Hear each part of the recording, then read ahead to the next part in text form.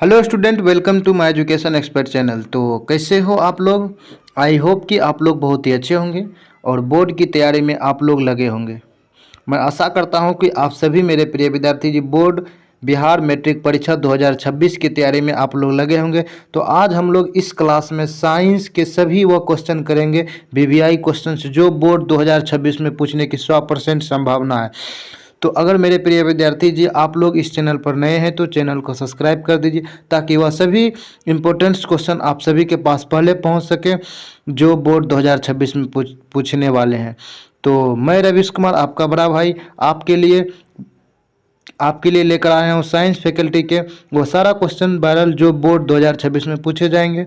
तो हमने जो वादा किया था कि बिहार बोर्ड की संपूर्ण तैयारी कराऊंगा फ्री ऑफ कॉस्ट में हमारे एजुकेशन एक्सपर्ट चैनल पर। तो यही है मेरा एजुकेशन एक्सपर्ट चैनल। इस पर आप लोग अगर मेरे प्रिय विद्यार्थी जी नए हैं तो चैनल को सब्सक्राइब कर दीजिए। तो चलिए बच्चों, कोई भी प्रॉब्लम होगा तो आप कमेंट सेक्शन में बताइएगा।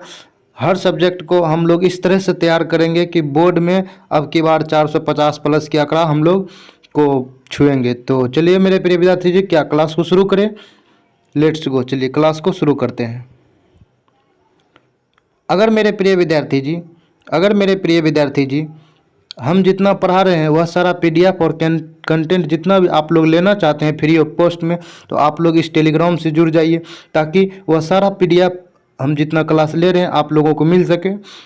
यही टेलीग्राम लिंक है, इससे आप लोग जुड़ जाइए स्कैन करके, और आपको सारा पीडीएफ टाइम टू टेबल जितना भी हम क्लास ले रहे हैं तुरंत अपलोड कर देते हैं, ताकि आप लोगों को क्लास करने के बाद एक बार इसको सिर्फ एक बार देख लीजिए, ताकि रिवीजन के लिए आपको अच्छा रहे। चलिए मेरे प्रिय विद्यार्थी जी क्लास को शुरू करते हैं। आई होप कि हमारी सारी बात आप लोग सुन रहे होंगे और समझ रहे होंगे। हर सब्जेक्ट पर मेरे प्रिय विद्यार्थी जी आप लोग प्रॉपर टाइम दीजिए। तो फर्स्ट प्रश्न बच्चों दिया हुआ है, प्रकाश के परावर्तन के कितने नियम हैं? प्रश्न को आप लोग पढ़िए। प्रश्न को पहले क्या कह रहा है? प्रश्न बोल रहा है प्रकाश के परावर्तन के कितने नियम है? 5, 6, 3, 2। कोई भी प्रश्न आपको, अगर बच्चों आप कोई भी प्रश्न हो, science, social science, Hindi, Sanskrit, math, कोई भी सब्जेक्ट का आप लोग अगर प्रश्न देखिएगा तो पहले प्रश्न को 1 से 2 बार उसको पढ़िए। 1 से 2 बार प्रश्न को पढ़िए, उसके अकॉर्डिंग ऑप्शन में देखिए, एक बार A number, B number, C number उसको देख लीजिए, उसके अकॉर्डिंग आप लोग आंसर करने का कोशिश कीजिए। तो पहले प्रश्न को 1 से 2 बार पढ़ा कीजिए कि प्रश्न क्या बोल रहा है। प्रश्न यहाँ पर बोल रहा है प्रकाश के परावर्तन के कितने नियम है? तो ऑप्शन में दिया हुआ है 5, 6, 3, 2। तो इसका आंसर हो जाएगा 2। डी नंबर इसका, डी इज द क्या हो जाएगा? Right answer. D is the right answer. क्या आप लोग समझ रहे हैं? तो चलिए बच्चों अगला प्रश्न देखते हैं। अगला प्रश्न क्या दिया हुआ है? अगला प्रश्न देखिएगा। अगला प्रश्न दिया हुआ है बच्चों कि किस दर्पण में वस्तु से बड़ा प्रतिबिंब बनता है? समझिएगा बच्चों, प्रश्न को समझिए। किस दर्पण में वस्तु से बड़ा प्रतिबिंब बनता है? किस दर्पण में वस्तु से बड़ा प्रतिबिंब बनता है? तो ऑप्शन में दिया हुआ समतल दर्पण, उत्तल दर्पण, अवतल दर्पण, सभी। क्या समतल दर्पण में बनता है, उत्तल दर्पण, अवतल दर्पण, ये सभी में बनता है वस्तु से बड़ा प्रतिबिंब? यही प्रश्न है और उसके अकॉर्डिंग आप लोग आंसर दीजिए, क्या जवाब होगा? तो इसका आंसर हो जाएगा, तो इसका आंसर क्या हो जाएगा? इसका आंसर हो जाएगा समतल दर्पण में। क्या हो जाएगा? क्या इसका आंसर किस दर्पण में वस्तु से बड़ा प्रतिबिंब पूछ रहा है? वस्तु से बड़ा प्रतिबिंब पूछ रहा है, तो इसका आंसर हो जाएगा सी नंबर। सी नंबर किस दर्पण में? यही मिस्टेक बच्चों, सॉरी बच्चों, यही मिस्टेक आप लोगों से भी होगा। एग्जाम हॉल में आप लोग प्रश्न को बार बार पढ़िएगा, आगे पीछे कहीं देखने की जरूरत नहीं। अपना माइंड शांत करके आप सभी लोग एग्जाम हॉल में अच्छे से दीजिएगा, कहीं आगे पीछे ताकने झांकने की ज़रूरत नहीं है। प्रश्न को बार बार ध्यान से पढ़िएगा, प्रश्न बोल क्या रहा है। जैसे हम अभी गलती कर रहे थे, इसीलिए प्रश्न को आप लोग ध्यान से पढ़िएगा। एग्जाम हॉल में आपको बहुत सारा डिस्टर्बेंस मिलेगा, इसलिए प्रश्न को ध्यान से पढ़िएगा। तो इसका आंसर हो जाएगा सी नंबर। क्या हो जाएगा? अवतल दर्पण। वस्तु से बड़ा प्रतिबिंब किस में बनता है? अवतल दर्पण में। चलिए अगला प्रश्न देखते हैं। अगला प्रश्न देखते हैं बच्चों। अगला प्रश्न दिया हुआ है किस दर्पण में हमेशा वस्तु से छोटा प्रतिबिंब प्राप्त होता है? उसमें बड़ा था तो इसमें बोला किस दर्पण से हमेशा वस्तु से छोटा प्रतिबिंब प्राप्त होता है? समतल, उत्तल, अवतल, नन ऑफ दीज। किस में प्राप्त होता है वस्तु से छोटा प्रतिबिंब? बच्चों हम आप लोगों के एग्ज़ाम के लास्ट समय तक आप लोगों के साथ रहेंगे। हम वो चीज़ कराएंगे जो 90 दिन में बिहार बोर्ड 100% गारंटी के साथ बोल रहे हैं, वो चीज़ करा देंगे जो बिहार बोर्ड 2026 में क्वेश्चन आएगा ही आएगा। अगर हमारा क्लास 90 दिन की आप लोग कर लेते हैं तो इससे बाहर एक भी प्रश्न नहीं आएगा बच्चों। इसलिए आप लोग अगर मेरे चैनल पर नए हैं तो चैनल को सब्सक्राइब कर दीजिए ताकि वह सारा क्वेश्चन आपको मिल सके पहले जो बोर्ड 2026 में पूछने वाले हैं। तो इसलिए बच्चों, और एक बात बच्चों बोलना चाह रहा हूँ कि आप लोग जिससे अभी पढ़ाई कर रहे हैं हर सब्जेक्ट को आप लोग ध्यान से देखिए। कोई भी सब्जेक्ट हो, चाहे वह फिजिक्स मतलब साइंस हो, सोशल साइंस, मैथ हो, कोई भी सब्जेक्ट हो, आप लोग उस पर प्रॉपर टाइम दीजिए। हर सब्जेक्ट पर अभी अगर 1 घंटा मैथ पढ़ रहे हैं तो 1 घंटा हिंदी पर भी, पांचों सब्जेक्ट को आप लोग ध्यान से, हर सब्जेक्ट को आप लोग अच्छे से पढ़िए। लास्ट के 90 दिन आप लोगों का यही मेहनत रंग लाएगा। पीछे क्या किया आप लोग इससे कोई मायने नहीं रखता है बच्चों। इसलिए आप लोग अभी हर सब्जेक्ट पर प्रॉपर टाइम दीजिए और मैं आपका बड़ा भाई रविश कुमार आप लोगों के लिए वह सारा कंटेंट ला कर दूंगा फ्री ऑफ कॉस्ट में जो बोर्ड 2026 में पूछा जाएगा। तो चलिए बच्चों, इसका आंसर क्या होगा जवाब दीजिएगा आप लोग। इसका आंसर क्या हो जाएगा? इसका आंसर किस दर्पण वस्तु छोटा प्रतिबिंब पूछा है? समतल, उत्तल, अवतल दर्पण, नन ऑफ दीज। तो इसका हो जाएगा उत्तल। क्या हो जाएगा? उत्तल। बी नंबर इसका आंसर क्या हो जाएगा? B is the right answer हो जाएगा इसका। चलिए अगला प्रश्न देखते हैं बच्चों। अगला प्रश्न देखते हैं। अगला प्रश्न दिया हुआ है बच्चों, देखिएगा अगला प्रश्न पढ़िएगा। निम्न में कौन सा पदार्थ लेंस बनाने के लिए प्रयुक्त नहीं होता है? लेंस बनाने के लिए पूछ रहा है, प्रयुक्त नहीं होता है।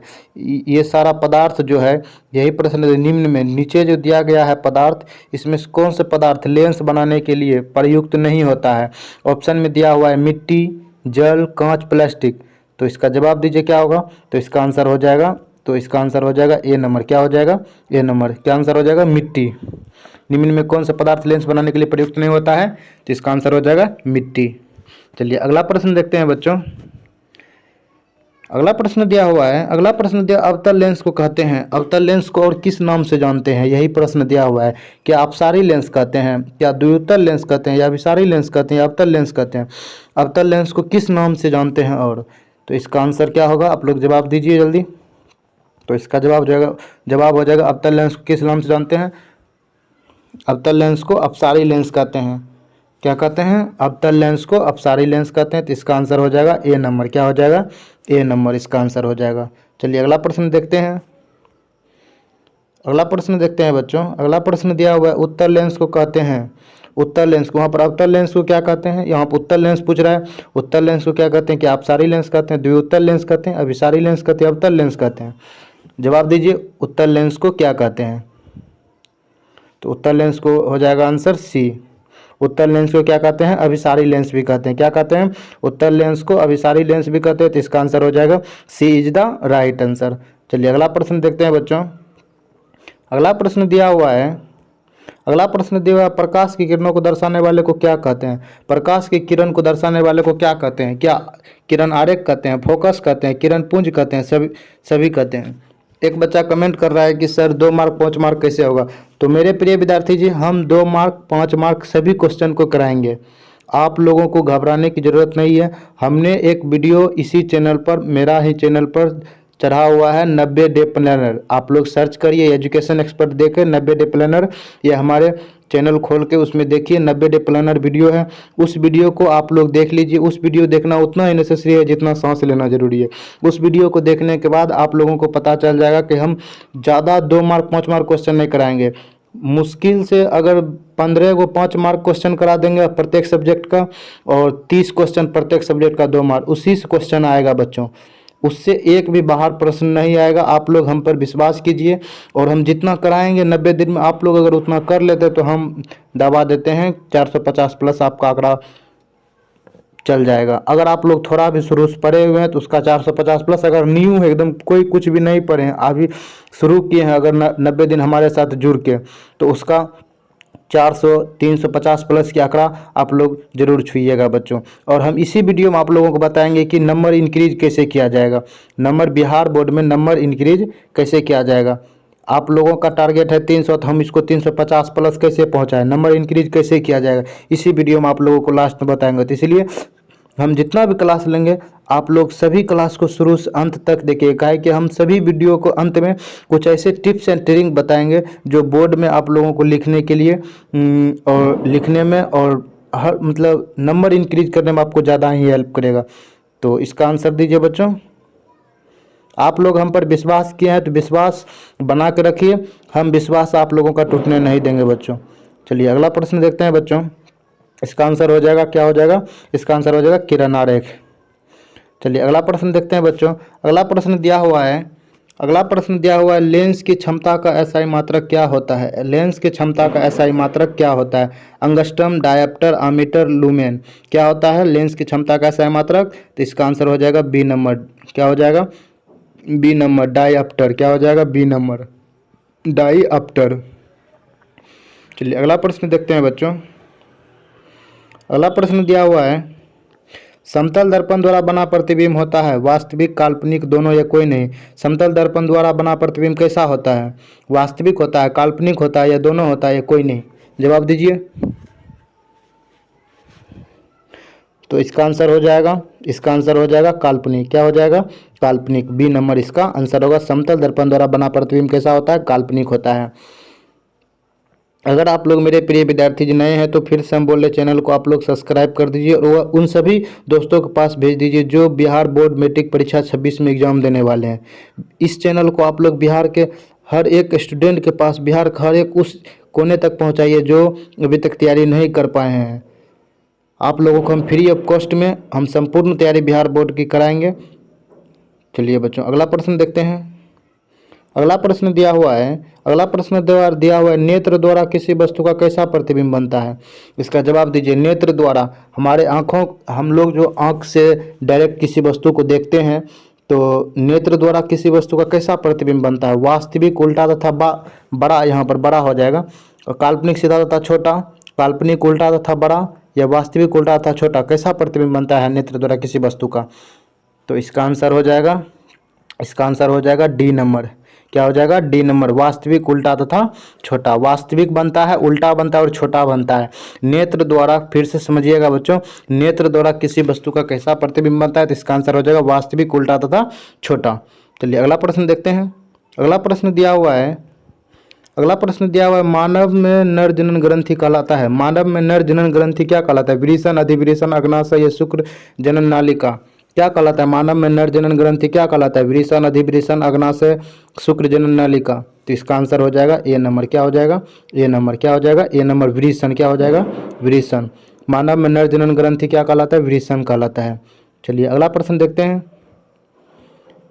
अगला प्रश्न दिया हुआ है बच्चों पादप में जाइलम उत्तरदायी है, मतलब पादप में जाइलम का क्या कार्य है, यही कार्य पूछ रहा है। पादप में जाइलम उत्तरदायी है किसके लिए, भोजन के वहन करने के लिए, अमीनो अम्ल के वहन करने के लिए, जल के वहन करने के लिए, ऑक्सीजन का वहन करने के लिए।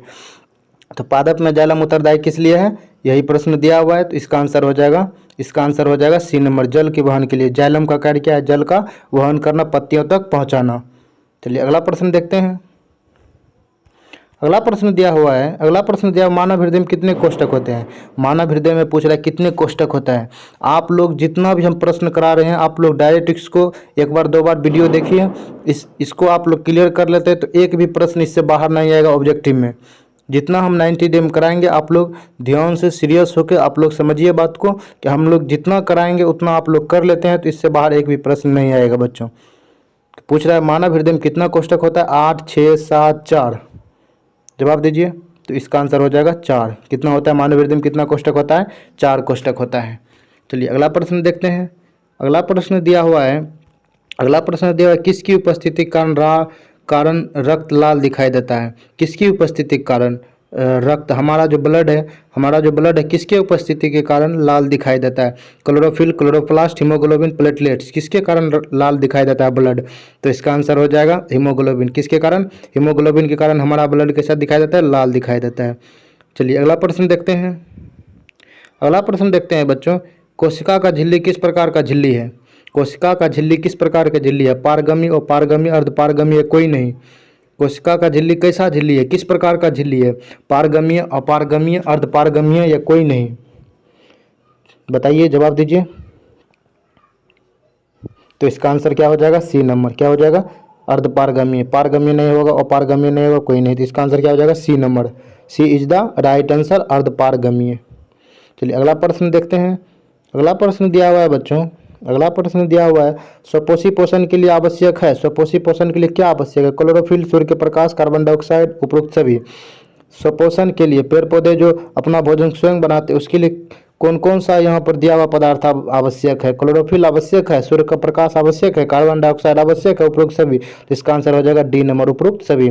पेड़ पौधे अपने भोजन बनाने के लिए क्लोरोफिल, सनलाइट, कार्बन डाइऑक्साइड, ये तीनों की उपस्थिति के कारण वह अपना भोजन स्वयं बनाता है। चलिए अगला प्रश्न देखते हैं बच्चों। अगला प्रश्न दिया हुआ है, पौधों में गैसों का आदान प्रदान किसके द्वारा होता है? पौधों में गैसों का आदान प्रदान किसके द्वारा होता है? ऑप्शन में दिया हुआ रंध्र, जड़, तना, फूल। जवाब दीजिए, इसका आंसर क्या होगा? पौधों में गैसों का आदान प्रदान किसके द्वारा होता है? जवाब दीजिए। तो इसका आंसर क्या हो जाएगा? ए नंबर। क्या हो जाएगा? ए नंबर, रंध्र। पौधों में गैसों का आदान प्रदान किसके द्वारा होता है? रंध्र द्वारा। चलिए अगला प्रश्न देखते हैं बच्चों। अगला प्रश्न देखते हैं, पाचन क्रिया में प्रोटीन किस में बदल जाता है? पाचन क्रिया में प्रोटीन किस में बदल जाता है? पाचन क्रिया करने के बाद प्रोटीन किस में बदल जाता है? वसा अम्ल, वसा अम्ल, वसा, यहाँ पर ये वसा होगा। क्या वसा में बदल जाता है? अमीनो अम्ल, ग्लूकोज। ये वास नहीं है, वसा है बच्चों। तो इसका जवाब दीजिएगा, पाचन क्रिया में प्रोटीन किस में बदल जाता है? क्या वसा अम्ल में, या वसा में, या अमीनो अम्ल, ग्लूकोज। तो इसका आंसर आ जाएगा पाचन क्रिया के बाद प्रोटीन किस में बदल जाता है? अमीनो अम्ल में। तो सी इज द क्या हो जाएगा इसका राइट आंसर, अमीनो अम्ल। चलिए अगला प्रश्न देखते हैं बच्चों। अगला प्रश्न देखते हैं। अगला प्रश्न दिया हुआ है, निम्नलिखित में कौन विजातीय यौगिक है? निम्नलिखित केमिस्ट्री का प्रश्न है, निम्नलिखित में कौन विजातीय यौगिक है? चूना पत्थर, संगमरमर, प्लास्टर ऑफ पेरिस, खड़िया। तो निम्नलिखित में कौन विजातीय यौगिक है? जवाब दीजिए। तो इसका आंसर क्या हो जाएगा? इसका आंसर क्या हो जाएगा? इसका आंसर हो जाएगा सी नंबर। क्या हो जाएगा? C number, plaster of Paris. निम्नलिखित में कौन विजातीय यौगिक है? तो प्लास्टर ऑफ पेरिस इसका आंसर हो जाएगा। क्या, कितना नंबर? सी नंबर इसका राइट आंसर हो जाएगा। चलिए बच्चों अगला प्रश्न देखते हैं। अगला प्रश्न दिया हुआ है बच्चों, अगला प्रश्न दिया, बेकिंग सोडा का रासायनिक सूत्र क्या है? बेकिंग सोडा को खाने वाला सोडा भी कहा जाता है। बेकिंग सोडा को रासायनिक सूत्र क्या होता है? CaCO3 होता है, Na2।